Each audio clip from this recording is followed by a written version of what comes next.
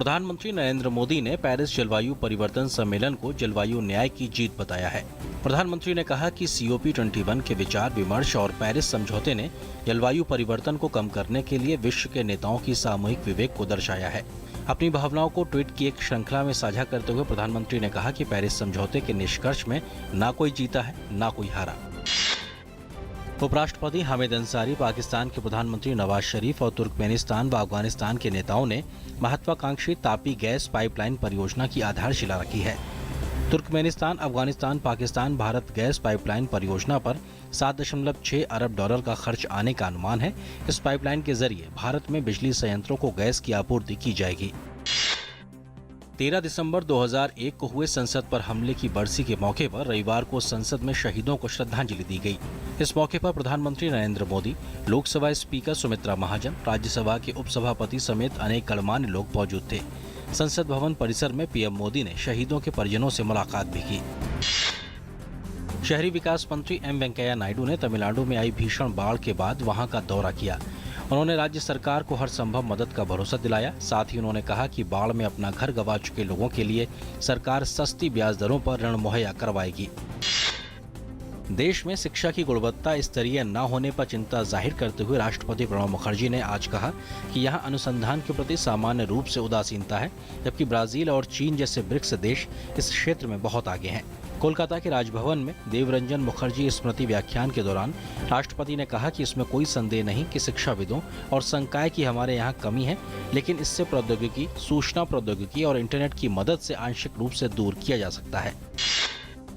BARC के आंकड़ों के अनुसार शाम को प्राइम टाइम के समय अंग्रेजी के निजी न्यूज चैनलों की अपेक्षा सार्वजनिक प्रसारक दूरदर्शन न्यूज के दर्शकों की संख्या ज्यादा है। Broadcast audience research council BARC की ताजा रेटिंग के अनुसार प्राइम टाइम यानी रात 9 बजे से 10 बजे के बीच DD न्यूज के अंग्रेजी कार्यक्रम न्यूज नाइट को विभिन्न अंग्रेजी निजी न्यूज चैनलों की अपेक्षा ज्यादा दर्शक देखते हैं।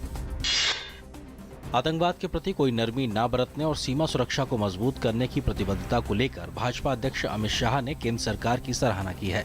उन्होंने जयपुर में वसुंधरा राजे सरकार के 2 साल पूरा होने के मौके पर आयोजित एक कार्यक्रम में कहा कि केंद्र सरकार ने राष्ट्रीय सुरक्षा एवं आतंकवाद पर किसी भी प्रकार की रियायत नहीं बरती है। उन्होंने कहा कि आज किसी की हिम्मत नहीं है कि वे हेमराज की तरह सेना के जवान का सिर काट कर ले जाएं। छत्तीसगढ़ के माओवाद प्रभावित कोंडागांव जिले में 19 नक्सलियों ने आज आत्मसमर्पण कर दिया। इनमें 2 शीर्ष माओवादी शामिल हैं, जिन पर नगद इनाम घोषित था। कोंडागांव के एक पुलिस अधिकारी ने बताया कि प्रतिबंधित माओवादी आंदोलन की विचारधारा से निराशा और सुरक्षा बलों के बढ़ते दबाव का हवाला देते हुए कुल 19 चरमपंथियों ने पुलिस के वरिष्ठ अधिकारियों के समक्ष आत्मसमर्पण किया है। दिल्ली समेत उत्तर भारत में ठंड बढ़ने लगी है, साथ ही तन पर गर्म कपड़े भी लदने लगे हैं। पारा लगातार नीचे गिर रहा है। शनिवार की अपेक्षा आज मौसम साफ रहा, लेकिन ठंड में कोई कमी का एहसास नहीं है। पर्वतीय इलाकों में बर्फबारी से जनजीवन खासा प्रभावित हुआ है। पाकिस्तान में रविवार को संघ शासित कबायली क्षेत्र में बम विस्फोट हुआ। इसमें करीब 15 लोगों की मौत हो गई और 50 लोग घायल हो गए। डेली पाकिस्तान की रिपोर्ट के अनुसार ये विस्फोट पारा चिनार शहर के सदर बाजार में हुआ। एक पुलिस अधिकारी ने बताया कि घायलों को पास के अस्पताल में भर्ती कराया गया है। इनमें से 7 की हालत नाजुक बनी हुई है। दक्षिण रूस में एक मनोरोग अस्पताल में आग लग जाने से 23 लोगों की मौत हो गई। रूस के आपात मंत्रालय ने इस बात की जानकारी देते हुए बताया कि अस्पताल की इमारत लकड़ी की बनी हुई थी, जो आग में बुरी तरीके से नष्ट हो गई। इसके बाद 20 अन्य लोगों को अस्पताल में भर्ती कराया गया है। देश के दक्षिण में वोरोनेज क्षेत्र में स्थित अल्फेरोका के गांव में शनिवार को मध्यरात्रि के अंतर्राष्ट्रीय समयानुसार रात 9 बजे अस्पताल में आग लग गई। सलमा बिन्त हिजब अल ओतीवी ने मक्का में मदरका की नगर निगम परिषद का चुनाव जीतकर अत्यंत रूढ़वादी सऊदी अरब की पहली निर्वाचित महिला प्रतिनिधि बनने का इतिहास रचा है। सरकारी समाचार एजेंसी SPA ने चुनाव आयोग के अध्यक्ष ओसामा अल बार के हवाले से अपनी रिपोर्ट में बताया कि सलमा ने इस सीट पर 2 महिला और 7 पुरुष प्रतिद्वंदियों को परास्त किया है। सऊदी अरब में पहली बार महिलाओं को मताधिकार इस्तेमाल करने और जनप्रतिनिधि बनने का अधिकार मिला है। दक्षिण एशियाई खेल 2016 की आयोजन समिति ने एक समारोह में खेलों का लोगो और शुभंकर जारी किया। समारोह का आयोजन गुवाहाटी के ITA सांस्कृतिक केंद्र माचखोवा में किया गया।